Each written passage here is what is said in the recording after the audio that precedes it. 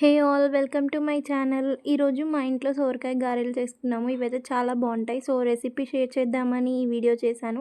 దీనికోసం అయితే ముందు ఒక గిన్నెలో మనం తురిమి పెట్టుకున్న సోరకాయ వేసుకోవాలి.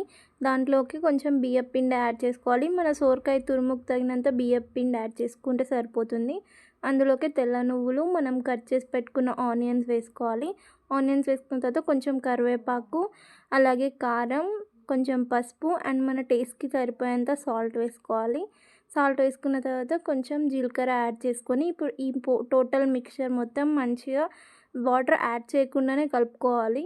మోస్ట్లీ మనకి సోరకాయలో ఉన్న వాటర్ ఆ పిండి కలుపుకోవడానికి అయితే సరిపోతుంది. సో ఇలా మంచిగా కలుపుకున్న తర్వాత స్టవ్ అయినా మనం పొయ్యి అయినా వెలిగించుకొని ఒక గిన్నె పెట్టుకొని దాంట్లో వచ్చేసి ఆయిల్ వేసుకోవాలి. ఇప్పుడు వీడియోలో చూపిస్తున్నట్టు చిన్న చిన్నగా ముద్దలు చేసుకొని ఇలా గారెల్లా ఒత్తుకోవాలి.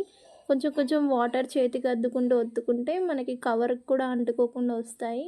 ఇలా చేసుకున్న గారెల్ని నూనెలో వేసి మంచి గోల్డెన్ కలర్ వచ్చే వరకు ఫ్రై చేసుకుంటే మన సోరకాయ గారెలు అయితే అయిపోతాయి.